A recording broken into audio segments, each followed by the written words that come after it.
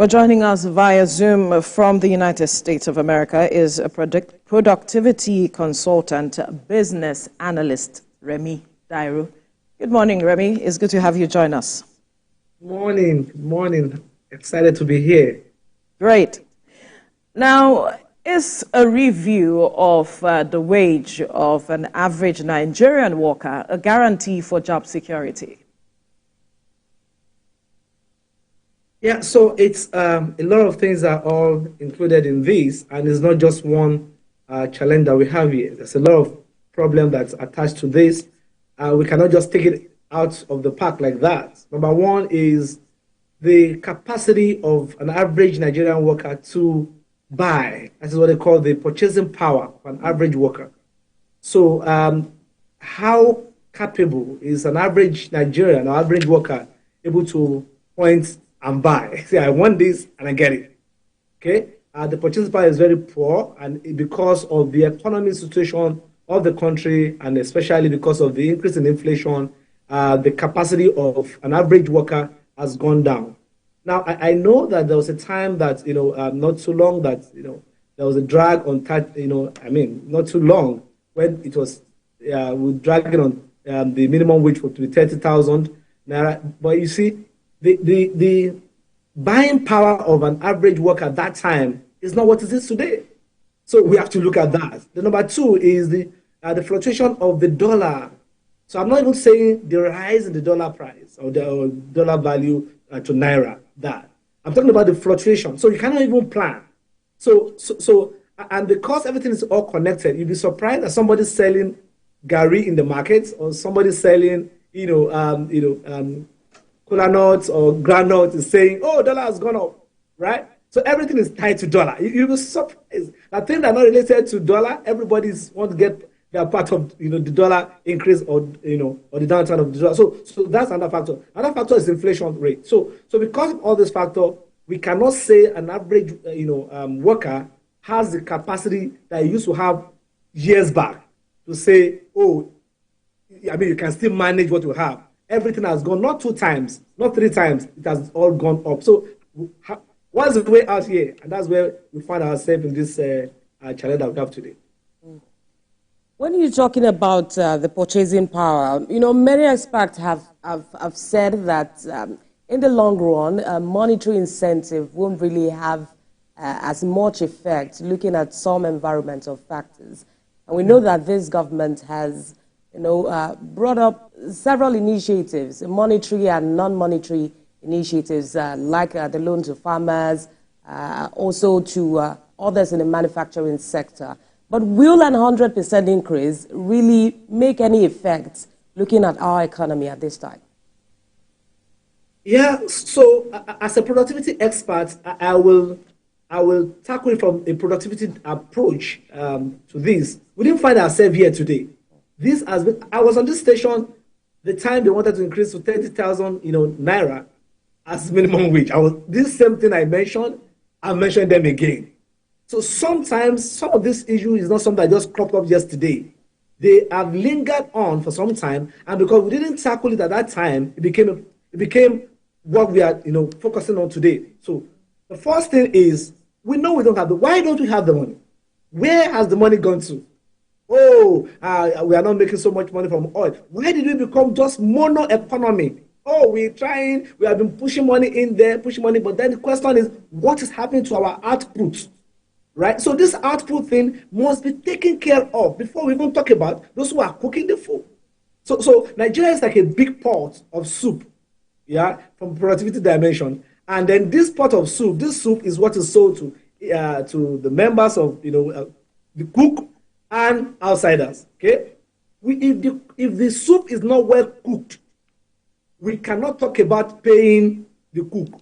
Now the cook are saying increase what you take. Increase what you give me. My take-home pay cannot take me home. Okay, but the question is, what happened to the soup? The soup is not done, or is not well cooked, or is not cooking at all, and then we are pushing on how do we pay the cook. Or we are only selling a fragment part of the soup that is not even enough to take care of the cook or even the owner or the stakeholder of the soup. So in this case, Nigeria have to come back and start not just donate out money, because if you do that to the workers now, what about the unorganized labor? I mean, let me give you the stakeholders. The stakeholders are here: the federal government, the state government, the local government, the private sector, the organized labor, and unorganized labor. What about people working under the bridge? What about people that are not documented in tax, so to say? So the question here is, everybody will be affected by the decision of the government. So we have to start to do something right now to put, the economy into that perspective, so that in the next 5 years, or when I want to now talk about increasing, salary or increasing the wages, we will not be talking about these factors again, because we kept on talking about it since inception. So what's the way forward? We have to change our perspective. I am wondering what we can do now to addressing it, because the Tripartite Committee, as well as organized labor, organized private sector, will be having a conversation today. Recall that NLC gave them a deadline, and a conversation is ongoing. But for perhaps the low-hanging fruits that we can address in the immediate, as we look to increasing this wages of workers that reflects the current economic realities, what can be done? I agree with you. So the first thing that should be done is value. Let labor have a labor congress, so to say, and say, how do we add value to this economy? It is beyond just hyping or calling for raise. There must be a strategic contribution to the national economy. I am not in favor of raise the bar, raise the money, let's get that money, let's move on. There must be a strategic contribution to the economy.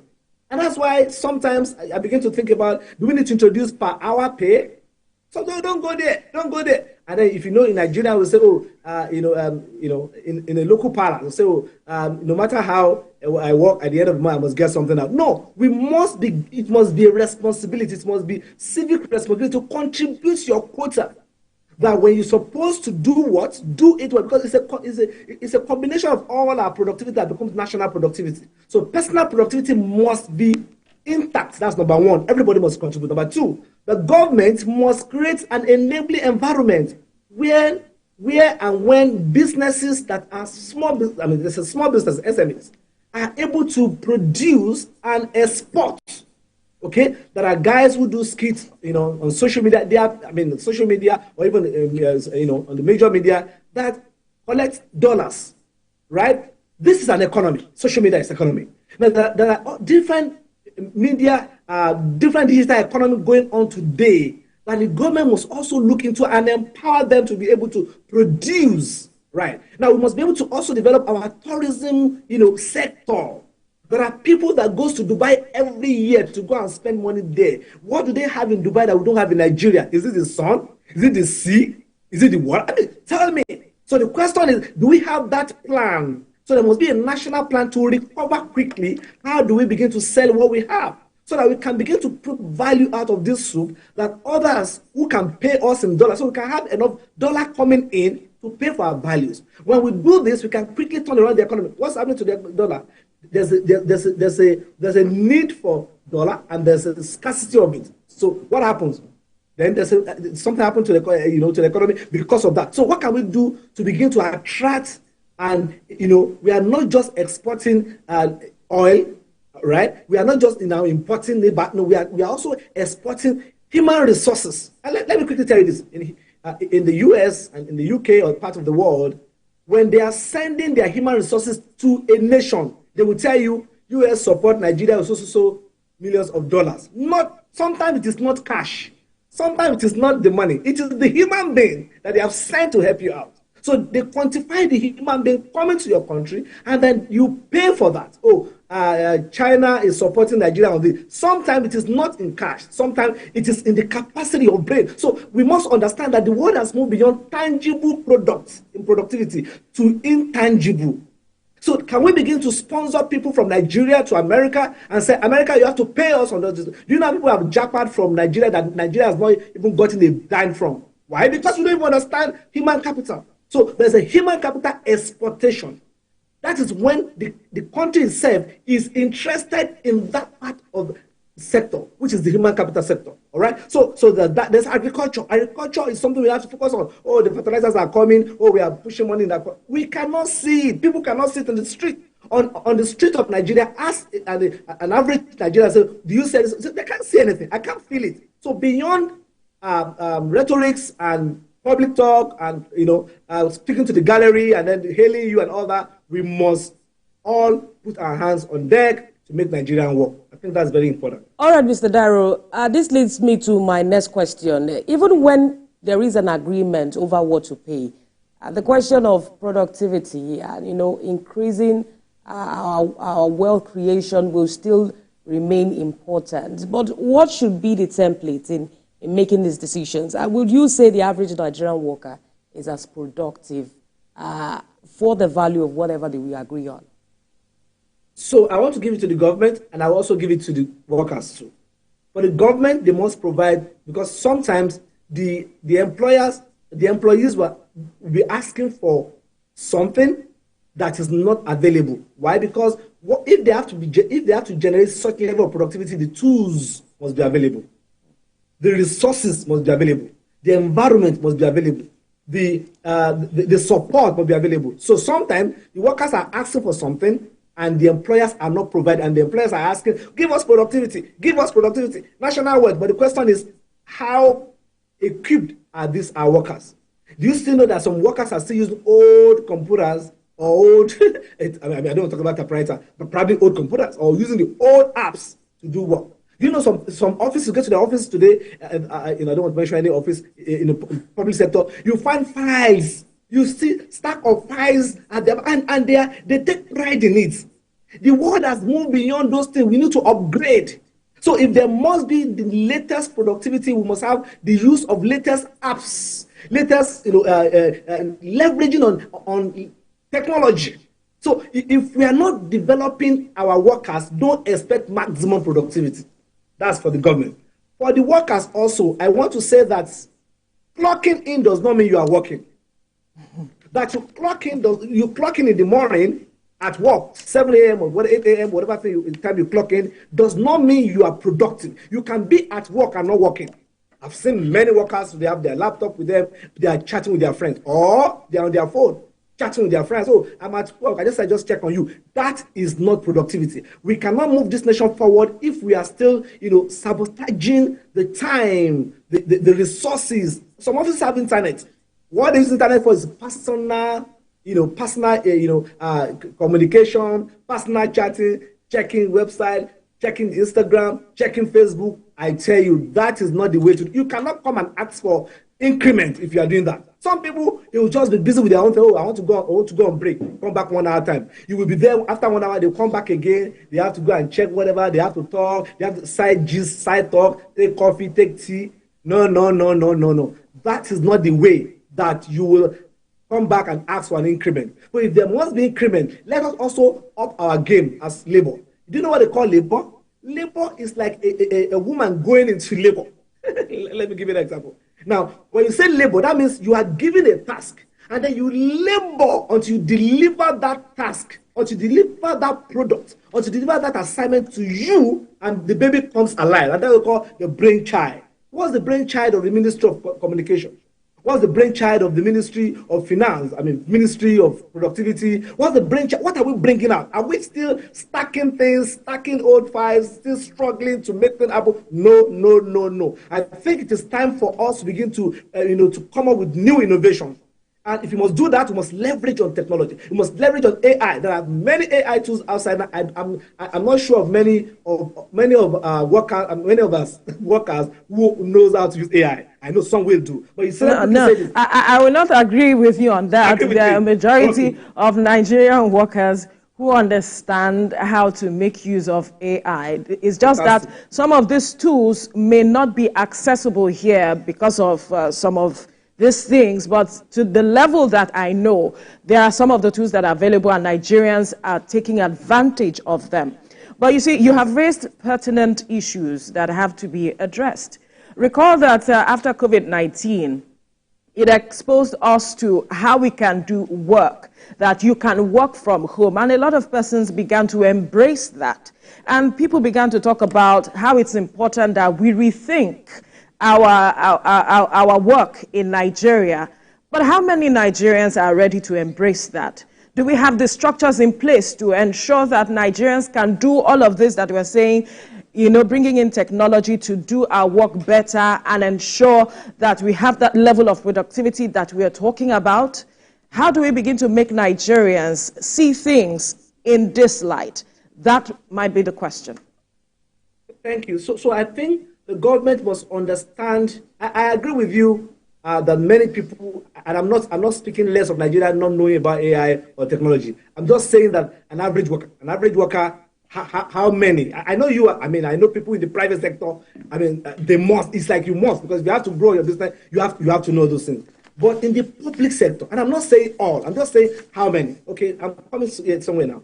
Now in America, if you are given a work to, if you are approved for work from home, that is, you are a virtual worker. Yeah, the company provides you with a laptop or a desktop. They provide you with internet. In fact, some company will come to your house and ask you which area do you want to set up your office. So they set up your office in your home. They prepare you. They give you the support. And then if you have any issue, call this number. If you have any issue, email this number or send email here. I'm going to come immediately to fix it. Now, there's a support system for that technology. So it can be playing together to say, oh, we are going to work from home. Many people, if you don't have the tools, you will be sleeping at home. You will not be productive. So there's also working from, what about tracking? How do we track productivity? I've talked about that. How do we track if the people are working? What is the tracking methodology? What is the tracking mechanism that we have? Those things are the things that we must sit down. So not just sitting down all the time talking about raise in wages. We can also sit down to talk about how do we measure productivity? How do we measure if you are working? So if you are working, can we measure what had happened in the last 1 year, 2 years, 3 years? Then you can show me you work to raise the wage. So here is, do we have the facility? If you have the facility, do you have enable evaluate? And let me also talk about one thing: power. Light. If you can fix light, 50% of Nigerian productivity will be resolved. I say 50, if not 60. Light. If there's no light, how do you power your system? If you use solar and then you exhaust out of the solar power, you are off. Or if you use gen and you have to buy even to buy the fuel, it's I don't want to talk about that. So I'm saying there must be, all these things we must retrace ourselves back to what do we need to fix before we start to ask how do we raise the bar. I know we need to raise the wages. I know. But I'm saying, but the things you have listed are not some of the things that Labour have put forward as their demand. So do you think that Labour is negotiating the way it should? When I saw the negotiation, Liz, I was just smiling. Labour should see people who are experts in the area of productivity. I'm not just talking about wages, experts. So that we can say, what do we bring on the table? What we bring on the table is not just because we are under the law, the federal government must be increasing salary. What about the state government? What about the local government? What about the private sector? Can they? So we must come to the table and say, can the government provide and change all the old system of work to a new system of work? And the first thing is power. The first thing is light. If light is taken, two, security. If you go to your office or you are working from home and then you are being kidnapped, how will you be productive? Or if you send your children to school and you are having heart attack, you are not so sure that your children will come back from school, how will you be productive? Or if you are traveling from one place to another because you want to go and get your job done and you are afraid of kidnapping, how will you be productive? If you are not finding food, security, if you are not finding food to eat, how will you be productive? Because you need food. You need some levels of, carbohydrates and, and all that, to make your brain energy to be able to work. You need energy, and there's no food. How can you be productive? So what I'm trying to say is, let us go back and look at all these variables of productivity. In fact, relationship. I don't want to mention something on air right now. There are some things in relationship that can increase productivity. That you are not. It's not even on the list. Relationship between whom now? Relationship between spouse, husband and wife. One. I don't want to go deeper into that. Okay. Relationship between friends and family. If you have a good neighborhood, you have a good community, you have a good people around you, it increases your productivity. At work, can we share our feelings at work without being judged? Can we have a place where people can share their thoughts? Oh, I'm not happy about it. Can there be feedback? Can there be a sincere feedback? Can employers of labor take feedback and work on it? But everybody's just working like FBI. We are just checking. Let me check. Is this person? I'm very careful. I'm very careful. If you are working in a very careful environment, productivity will be low. Right? If you don't have a relationship with your boss, or your boss becomes so bully, or your boss becomes so scary, you can't be productive. So there are things that goes beyond productivity on the paper. So we need to go back and get them out. So let me take other questions. All right, Mr. Dairo. All right, Mr. Dairo. In this current circumstance that the variables involved do not seem, favorable to both parties, what should be the key objectives in protecting jobs? You mentioned earlier that some states are still finding it difficult to even pay the 30,000 naira minimum wage. What should be the objective at this point? All right, so I think what the labor and the government is doing now is good, is very important. Let all the stakeholders come together and agree. So I have 3 things I put down here for us to make decision. Number 1, is it achievable? So I saw the pricing. It's price, or I saw the price tag for that the labor are pushing. I also see what the government is pushing. So number 1, we're going to ask. So these are the stakeholders. Let's get the stakeholders right. Number 1, the federal government has to be in that meeting. The state government, the local government, the organized private sector employers of labor, right? Then the organized labor. Let me also warn you, there are unorganized labor, people who are working on the streets. We are not putting them into this because they are going to be affected. Immediately workers get money, the market woman will begin to put something on top. Say, let me get my own share of it. And then those who suffer it are the people on the street who are not even getting money from federal government or from state government. So people are saying, number 1, we must ask, so these stakeholders must come together and ask this question. Number 1, is it achievable? This price we are talking about, and remember, it's minimum wage, not maximum wage. That is level 1. Level 1, a gatesman, a driver, level 1, stage 1, that level. Is it achievable? Can the government look at the number of staff that we have? I don't want to talk about ghost workers now. I don't want to go there. So let's talk about the number of staff that we have. Let's do the calculation. It's mathematics. Let's do the calculation. Is it achievable? Federal government, look at your reserve. Can we look at our reserve? Are we going to touch our reserve to do this? I don't want to go there. I know that what we have now is I don't want to go there. That's not my focus now. Number 2, is this sustainable? Can we, if you start to pay the amount now, when I say for us, I'm not talking about. These were the questions the president raised when he gave the finance minister the matching orders to come up with a template that can work as it reflects the current situation in the economy as it is. So I hope that they will play justice to it, because it can be a federal government perspective. No, I'm saying it should be all stakeholders perspective, both state, local, and then private sector and unorganized labor, all right, and labor. Okay. Then the final one is it reliable? Can the workers rely on that? Can they send their children to school without money? Is this something that somebody who is just level 1 can they at least send a child to university without stealing, without doing something that is not right? So what am I trying to say here? Let us get the ASR: achievable, sustainable, and reliable. All right. If you can get that together, then I think we are ready to go and make up our decision to go forward. I know you are not in Nigeria, but from all you have heard, what do you think is achievable, reliable, and sustainable as it is?